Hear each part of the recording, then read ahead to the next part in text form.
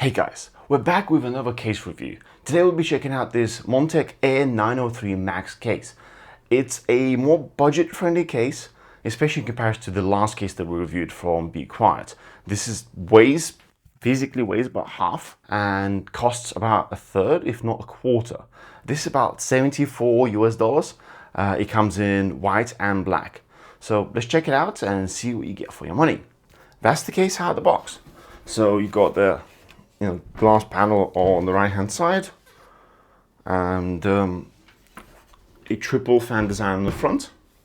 The I/O is actually at the top, so you've got two USB 3.0 ports, Type-C, audio out and mic in, reset and LED button as well as the power button. So a full set. So this is a mid-tower case, so it supports everything from an ATX board. It actually does support boards which are bigger than ATX, but I don't know if I'd use a case like this if you're buying a really high-end board. I'll probably get a bigger case, but yeah, we can get into that a bit later. It comes with 4 pre-installed fans. So we've got the 3 fans at the front and a single exhaust fan at the back over here. It can support up to 2 360mm radiators, one on the front, one at the top. The included fans are actually 140mm, so it's very impressive for this price.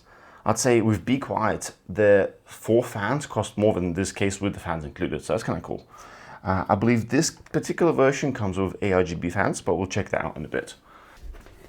The case itself, it's not the thickest side panel, but it's okay. Got nice thumb screws in the back. Since I took out the side panels, now it's very light. I wouldn't say it's uncomfortably light. It still has a bit of heft to it, but it's not crazy anymore. Right, as you can see here, it's got cutouts, so if you did mount a motherboard and you wanted to change the cooler, you actually had access to it from both sides. Also, nowadays a lot of motherboards have M.2 slots at the back as well, so you can utilize that. It's got plenty of access for cabling, so you got the cutouts at the top here. This isn't particularly useful because you already have cables connected here. You got a few cut-throughs over here, and you got 3 slots down below. So there's loads of locations for cabling. I really like that. And there's actually one at the front here. That's going to be more for the GPU. So you can actually have the GPU over here and it kind of slots nicely. If we flip to the back, you'll see a fan and RGB controller. So you got the fan connectors at the bottom. So it's it looks like it's a 6 fan controller. And you can support up to 6 RGB cables as well. And you even have the LED switch at the front here. So that's really cool. So that'll be the LED switch that controls the lights from the top here. So this button here controls the full RGB controller. So you don't really need software. You can just use this button to flip between. That's really cool. Inside here, you actually have all the cables already in place. I have an opinion on the connectors on one side. This works really well if the PC is closer to you. If the PC is populated on the other side of your desk, where you have to reach across, it's a bit awkward, especially if you want to use the USBs. I do kind of prefer them at the front, unless you can place the case closer to you with this side, like parallel to you. That's something to be just aware of, because you might just need to be kind of reaching below to plug things in or turn it on. I've got some accessories here. A manual that comes with it. It covers all the screws that you have and all the different connections. And we have a not particularly heavy accessory bag. Right. So, that is actually really nice. So I wish these were reusable bags, but what is nice here is you actually have labels on the screws, what they're for. So you got the standoffs. You can see that these are the SSD mounts, the sleeve. So this is really cool, especially for new builders. They may not know which screws go where. And a lot of screws will actually slide into the wrong place. I've definitely mounted a motherboard before with the wrong screws. And I've damaged the motherboard before, and I've had a motherboard fall out on me before. So this definitely helps. And I've done this a few times, so, it happens. Some other features this case supports, it actually does have support for vertical mount. You do need to buy the vertical mount separately, but you are actually able to install it. As far as the case depth is concerned, you can actually fit a air cooler up to 180mm in height. which is quite considerable. But that makes sense because obviously you've got 140mm fans, there's still a bit of width to it. You do have two sets of filters on this case. One set at the bottom here, so towards the power supply area. And you also have a filter at the front. So let me just see how to take the front off. This says pull. There you go. Okay. So this just comes off. So this mesh is used like a filter as well. It's not too thin, so you'll have a good amount of air coming through it, but this should trap a lot of the loose hairs, which is something that we could benefit at home. We have a very hairy cat, so okay. There's a little indent here, so it's actually pretty easy. I feel like I'm almost waiting for more clickiness to it, but it goes in and out really easy. But it seems to be in there, so kind of cool. The whole thing comes off as well if you really need to. So for example, if you need to mount a radiator or you want to change fans for some reason, I'll probably say radiator is more likely. You can take off the whole thing, and it's actually really easy. And then you could remove the fans and then install your cooler in there and put fans at the front or within the case. That's completely up to you. And there's 3 locations for cables over here, so it's not too bad at all. Right, let's put that back on. Right, on the back here, we also have 2 SSD slots right here. And there are 2 extra locations, I believe, just 2 more locations over here for the SSDs. And there should be 1 more location because this can support up to 5 total SSDs. So you can have up to 5 2.5-inch drives, and it supports 2 3.5-inch drives. You got the cage down below over here. So you can just slot them in here. And this also has adjustability. So I noticed it when I opened it up. So if I just flip it down, you actually need to take them off. You can lift the whole cage, put it through, and you can reposition it more this way. This has a dual impact. So obviously now your power supply area has a lot less space, but now you have a bit more space at the front, so you could install a radiator and potentially have fans on the front and the back.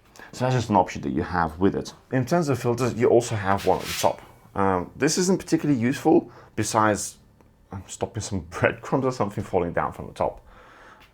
But the top can also support a radiator, as mentioned before, and this could be a 360, up to 360, so 120, 140, 240, 280, 360. But as you can see, you have 2 separate rails, so you can have it in 120mm or 140mm size. So that's kind of goes with the whole case. So at the top and at the front, you could go up to 360. So, but you could also use 280 if you wanted to go wide. So that's an option as well. As far as fans are controlled, you obviously already got the 4 air included. You can mount another 3 at the top, and you can also mount 2 more down the bottom over here, where above the power supply. You can swarm this case with air, but after all, this is an Air Max case, so that kind of makes sense. I probably wouldn't go that far. I'd probably make sure that you have a good cooler and spend more money on the cooler than extra fans within the case itself, and kind of work your way up from there. I think there's a more efficient way of using up your money, and that's through higher-end components themselves, not just fans everywhere. Montech also mentions that the cable routing at the back is spacious. There isn't too much space in here. Well, I can put my hand in, I can see it will close. So we'll have to test that out and see how to do the build. So I'll get into that and then I'll feedback what I found. With the build complete, I've got to say this looks pretty good. The 3 ARGB fans at the front are bright enough and the whole system was pretty easy to build in. There's plenty of room at the top after mounting the motherboard to still even plug in all the cables. So as long as you're not installing a radiator at the top, you won't have to worry about the cable management at all. I really like the RGB and fan controller, especially when you consider the price point of this case. In all honesty, there are numerous features included that you won't typically expect at this price range. With the included fans, the controller, the adjustable hard drive cage, as well as both USB 3 and USB Type-C connections. This case clearly hits above its class. It is not all without its flaws, or should I say just imperfections. For example, when setting up the PSU, the little anti-vibration pad was loose and sticking up. but considering that PSU weight ultimately will keep it in place, it's no significant concern. Another point to keep in mind is the cable grommets that tend to come loose when threading cables through them, so be mindful of this, as you will need to put them back in place.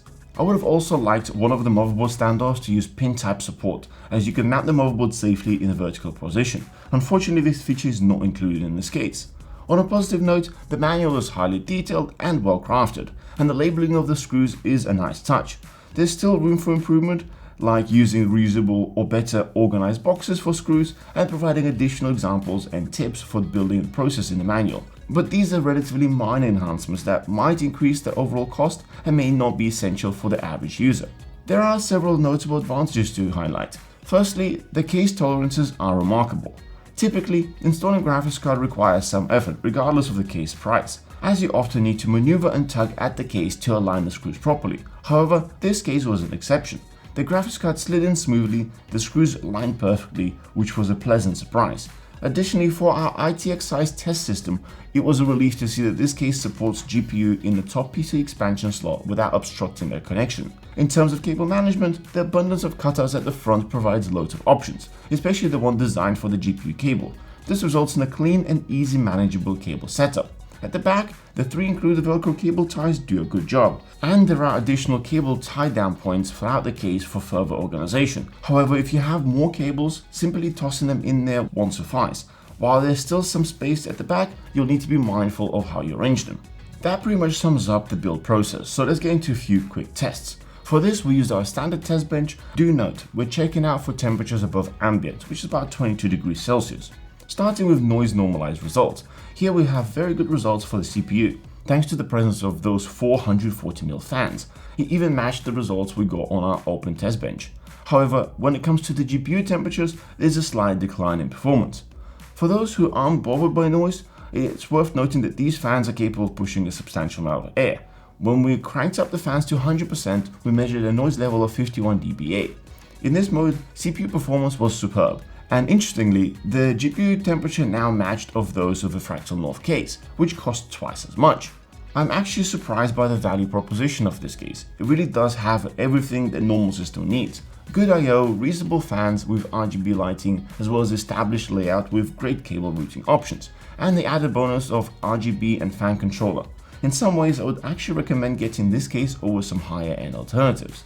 And if you do decide to invest extra money down the line, then consider upgrading the fans or even opting for 360mm liquid AAO and adding 2 quiet fans below the GPU for even more enhanced cooling solution.